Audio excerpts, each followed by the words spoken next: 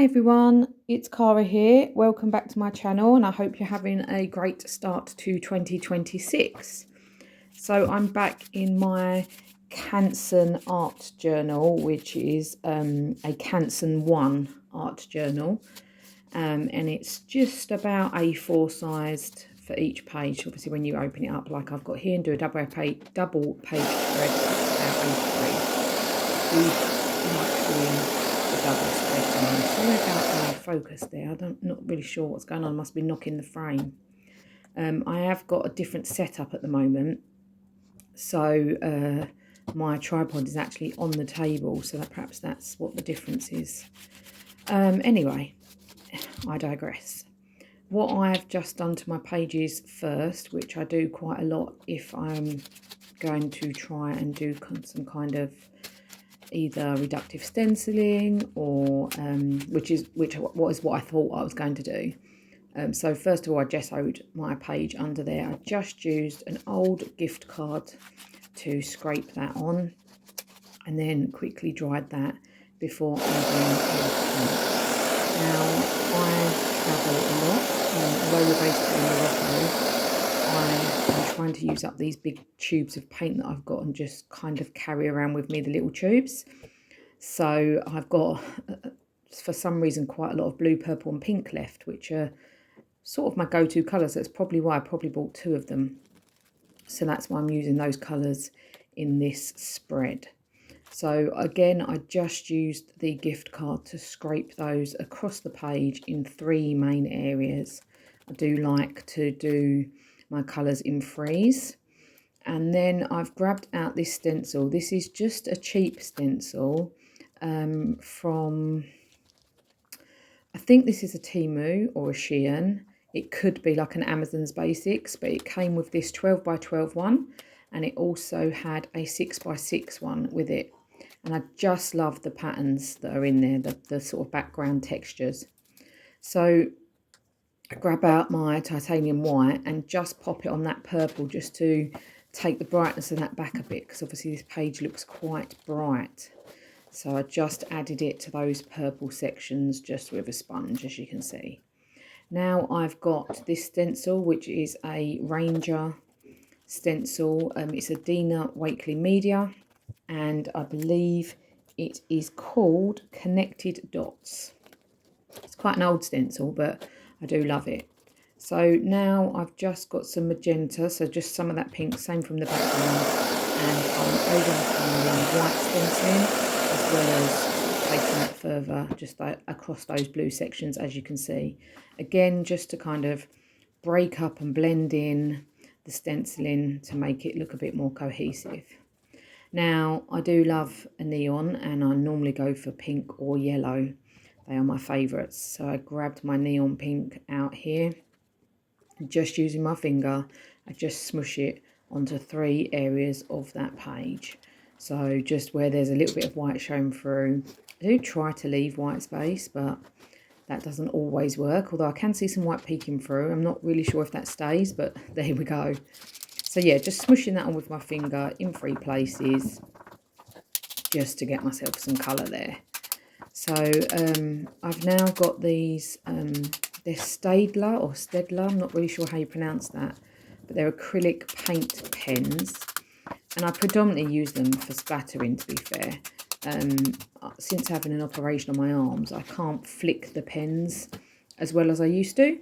So I grabbed my scissors and I just prepare the pen on the side, as you can see, to get the ink flowing, and then use my scissors to sort of bash on the pen a bit to get some of that colour on. So I did that in the pink and the black just to get some splatter in the background, and I used black. So now I'm going to put some black stamping on there. So I just wanted that to bring some black in first. Now I've grabbed out my background stamps. Now these are all cheap stamps. It was called, I think it was called Background Building, and there was, I want to say, about 6 or 7 sheets of stamps like you can see me using now. Just one whole, they're A6, and they've got sort of a lot of pattern and sort of stamping, background dots and lines and things like that on there. The one that I've now grabbed out is a script stamp, which is also from the same set, but it's a bit smaller. So I've placed that one onto my acrylic block. And again, I'm just overlapping where I've already stamped, just to get a bit of grunginess and a bit of texture in that background to help build it up. Now, what you just see me peel off and what I'm now sticking on is some of my homemade washi tapes. I just use masking tape and basically paint on them. Now, I do have a video up on this channel of how I made these ones. These were made by creating an abstract art page, and these masking tapes were the tapes that I used to, you know, section off my squares. So that's quite often how I start my washi tapes, because you're painting already, so why not use them? And then I just stick them to a piece of plastic, and if I feel there's not enough paint on them, I add to them. If not, I leave them as they are. So as you can see, they've got some really great texture on them, and I've just torn some of them in half to make them narrow, and some of them I haven't, and it's in those same colours, so it actually goes quite well with the page and gives me a little bit more texture again. So if you want to see the washi tape making, I will link that video below. Now, the images that you see now are ones that I've created using Procreate. So I've drawn those two little girls and printed them out, and the same with these three women. I do have some of these on my Etsy page, not the two that you've just seen, but I do have a selection of individual faces called Whimsical Faces, so I will link those below. Then I found that magazine image of Ariana Grande, and then these last few are from Collage Soup. I'm just trying to decide what I want to use on this page. I believe I grab a Collage Soup image in the end, yes, from this book. This book is amazing. I love it. It's the Fundamentals collection, and it's the Collage Soup collaboration with Neve Bailey. She's a fantastic YouTuber and art journaler on YouTube. She does so many great videos. But yeah, this book is her collaboration with Collage Soup, and I mean, if you haven't got it, you should get it, because there's so many great images, so many great backgrounds, and it's full of inspiration. So I decided to go with this grungy looking girl. So I cut her out from her already nice background, but I'll save that and use it for something else. Then I decided, because she's quite grungy, I'm going to add some more black background stamping to give my background, you know, a bit more of a grungy look, even though it's already quite grungy and dark.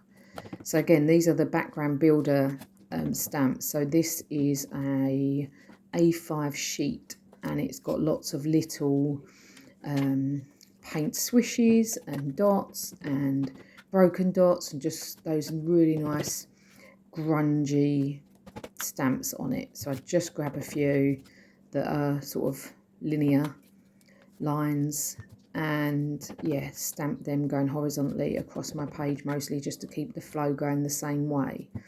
I did put quite a few down the bottom there by her feet to give her something to ground her, something to stand on. And there is the pack. You can just briefly see them in the bottom of the page, in the bottom of the screen there. So I'm just grabbing a few.